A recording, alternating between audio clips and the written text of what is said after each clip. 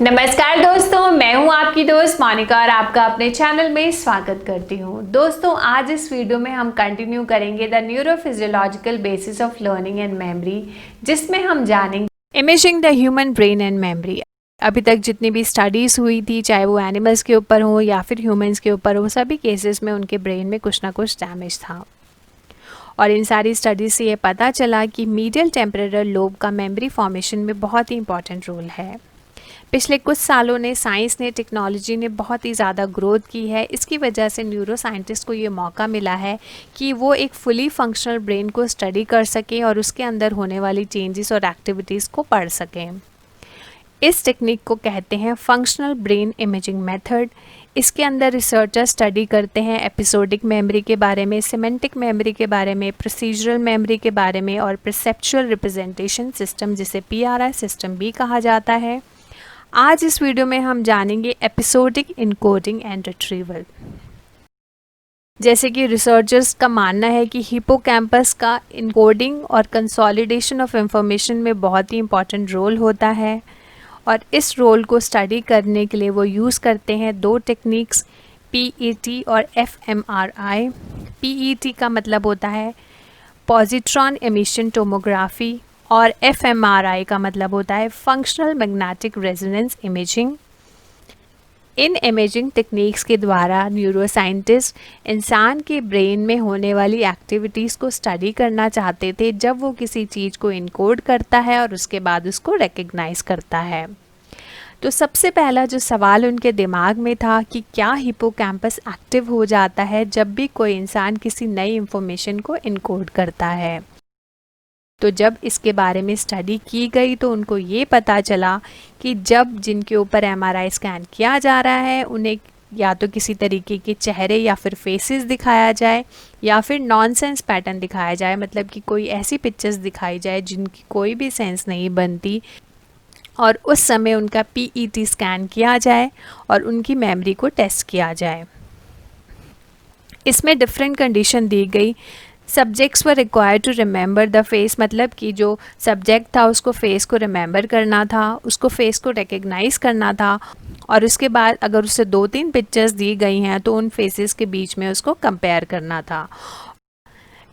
फिर PET scan में record हुए changes in the regional cerebral blood flow triggered by the local neuron activity. इस activity के द्वारा ये ऑब्जर्व किया गया कि राइट हिपोकैम्पस एक्टिवेटेड होता है only during encoding phase but not during recognisation.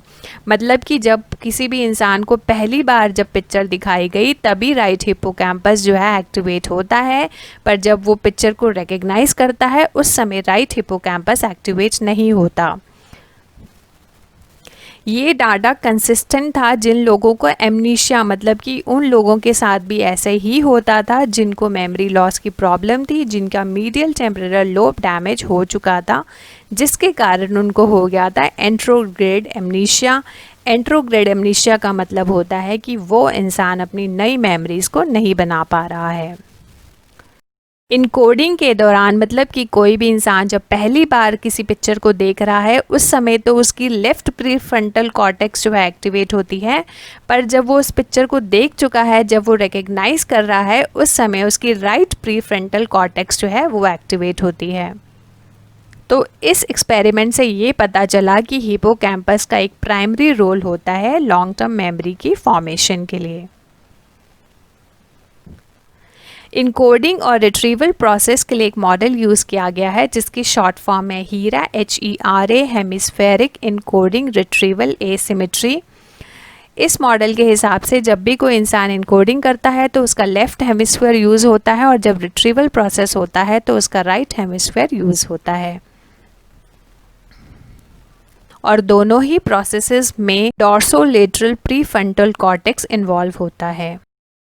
जब भी इनकोडिंग होती है और रिट्रीवल होती है किसी भी इंफॉर्मेशन की, उस समय न्यूरोकॉर्टिकल एरिया बहुत ही ज़्यादा एक्टिवेटेड होते हैं।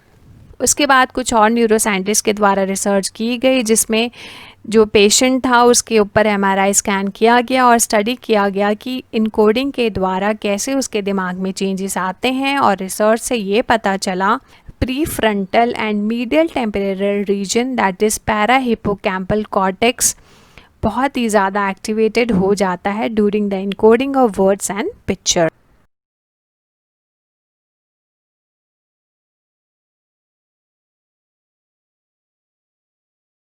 तो दोस्तों आज इस वीडियो में हमने पढ़ा imaging the human brain and memory, जिसमें हमने जाना एपिसोडिक मेमोरी के बारे में। नेक्स्ट वीडियोस में हम जानेंगे semantic memory, procedural memory and perceptual representation system के बारे में। और मैं लाती रहूँगी ऐसे ही इंफॉर्मेटिव से वीडियोस। अगर आप मिस नहीं करना चाहते तो इस चैनल को लाइक, शेयर और सब्सक्राइब कर सकते हैं। तब तक ले नमस्कार दोस्तों, मैं हूँ आपकी दोस्त Monika. Wish you all health and happiness. Take care, bye, thank you.